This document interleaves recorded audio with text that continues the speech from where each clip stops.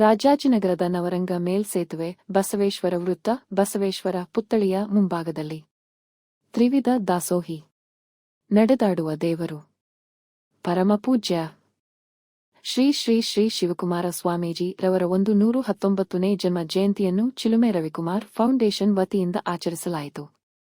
ಈ ಕಾರ್ಯಕ್ರಮದಲ್ಲಿ ಚಿಲುಮೆ ಫೌಂಡೇಶನ್ ಸಂಸ್ಥಾಪಕ ಅಧ್ಯಕ್ಷರಾದ ರವಿಕುಮಾರ್ ರವರು ಮತ್ತು ಪದಾಧಿಕಾರಿಗಳು ಹಾಗೂ ಶ್ರೀ ಶ್ರೀ ಶಿವಕುಮಾರ ಸ್ವಾಮೀಜಿ ಉಪಸ್ಥಿತಿಯಲ್ಲಿ ಸ್ವಾಮೀಜಿಗಳ ಭಾವಚಿತ್ರಕ್ಕೆ ಪುಷ್ಪ ನಮನ ಸಲ್ಲಿಸಿ ಸಾರ್ವಜನಿಕರಿಗೆ ಸಿಹಿ ವಿತರಿಸಿದರು.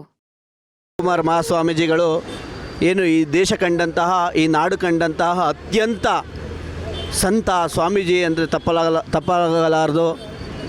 ಇವತ್ತು ಅವರು 119ನೇ ಹುಟ್ಟುಹಬ್ಬದ ಅಂಗವಾಗಿ ನಾನು ಶ್ರೀಮಠದ ಹಳೆಯ ವಿದ್ಯಾರ್ಥಿಯಾಗಿ ಅಲ್ಲಿನ ಎಲ್ಲ ಏನು ಸಂಸ್ಕೃತಿಯನ್ನು, ಆಚರಣೆಯನ್ನು, ಅಲ್ಲೇ ವಿದ್ಯಾಭ್ಯಾಸವನ್ನು ಮಾಡಿದಂಥ ವಿದ್ಯಾರ್ಥಿ ಇವತ್ತು ನಮ್ಮ ಫೌಂಡೇಶನ್ನ ವತಿಯಿಂದ ಸ್ವಾಮೀಜಿಯವರ 119ನೇ ಜನ್ಮದಿನದ ಪ್ರಯುಕ್ತ ಏನು ನವರಂಗನ ಬ್ರಿಡ್ಜ್ನ ಮುಂಭಾಗದಲ್ಲಿ ಸ್ವಾಮೀಜಿಯವರ ಹುಟ್ಟುಹಬ್ಬದ ಏನು ಭಾವಚಿತ್ರಕ್ಕೆ ಪುಷ್ಪ ನಮನಗಳನ್ನು ಸಲ್ಲಿಸುವ ಮುಖಾಂತರ ನಮ್ಮ ತಂಡದ ಅಕ್ಕಂದಿರು, ತಾಯಂದಿರು, ನಮ್ಮೆಲ್ಲ ಮಾರ್ಗದರ್ಶಕರು, ನಮ್ಮ ತಂಡದ ಸದಸ್ಯರು ಎಲ್ಲರೂ ಸೇರಿ ಇವತ್ತು ಈ ಸಮಾಜಕ್ಕೆ, ಈ ದೇಶಕ್ಕೆ ಒಬ್ಬ ಸಂತ, ನಡೆದಾಡುವ ದೇವರು, ತ್ರಿವಿಧ ದಾಸೋಹಿ, ಕರ್ನಾಟಕ ರತ್ನ, ಅನ್ನ ಅಕ್ಷರ ದಾಸೋಹ, ಈ ಮೂರಕ್ಕೂ ಅರ್ಥ ಕಲ್ಪಿಸಿದಂತಹ ಸ್ವಾಮೀಜಿಯವರ ಗೌರವಯುತವಾದಂತಹ ಅರ್ಥಪೂರ್ಣವಾದಂತಹ ನಮನಗಳನ್ನು ಸಲ್ಲಿಸಿ ಈ ಒಂದು ಸಮಾಜದಲ್ಲಿ ನಾವೆಲ್ಲರೂ ಇವತ್ತು ಇಷ್ಟು ಸುಭಿಕ್ಷವಾಗಿ ನಮ್ಮ ಧರ್ಮವನ್ನು ರಕ್ಷಣೆ, ನಮ್ಮ ಸಂಸ್ಕೃತಿಯನ್ನು ರಕ್ಷಣೆ ಮಾಡ್ತಂತಹ ವ್ಯಕ್ತಿಗಳನ್ನು ಯಾವಾಗಲೂ ಆರಾಧಿಸುವಂಥ ಒಂದು ಕೆಲಸವನ್ನು ನಾವೆಲ್ಲರೂ ಮಾಡಬೇಕು ಅಂತ ಈ ಸಮಾಜಕ್ಕೆ ಒಂದು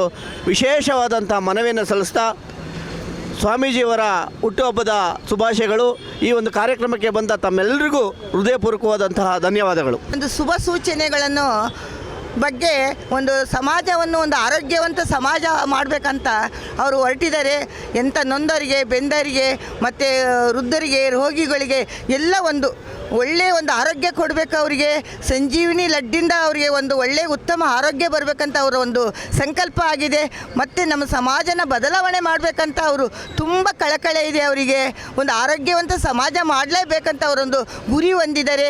ಅದಕ್ಕೋಸ್ಕರ ಅವರಿಗೆ ನಮ್ಮ ಬಸವಣ್ಣನವರು ಮತ್ತು ಒಂದು ನಮ್ಮ ಬಸವಣ್ಣನವರ ಕಂಡಿಡಿದ ಲಿಂಗ ದೇವರು ಅವರಿಗೆ ರಕ್ಷೆ ಯಾವಾಗಲೂ ಇರುತ್ತೆ ಅಂತ ಹೇಳಿ ನಾನು ಮಾತಾಡ್ತೀನಿ. ನನ್ನ ಆರಾಧ್ಯ ದೇವರು, ನನ್ನ ದೀಕ್ಷೆ ಗುರು ಇಲ್ಲೇ ಬಸವ ಮಂಟಪದಲ್ಲಿ ಮತ್ತು ಮಾತಾಜಿಯರಿದ್ದಾರೆ. ಅವರು ನಮಗೆಲ್ಲ ಒಂದು ದೀಕ್ಷೆ ಕೊಟ್ಟಿರೋದ್ರಿಂದ ಒಂದು ಬಸವ ಸಾಮ್ರಾಜ್ಯದ ಶರಣಲೋಕದ ಶರಣ ಸಂಸ್ಕೃತಿಯನ್ನು ನಾವು ಕಲಿಯೋಕ್ಕೆ ಸಾಧ್ಯ ಆಯಿತು. ಅದಕ್ಕಾಗಿ ವಿಶ್ವ ಸಂದೇಶ ಸಾರುವ ವಚನಗಳನ್ನು ನಾವು ಅಧ್ಯಯನ ಮಾಡಬೇಕು. ಅವು ವಿಶ್ವ ಸಂದೇಶ ಸಾರುವ ವಚನಗಳು.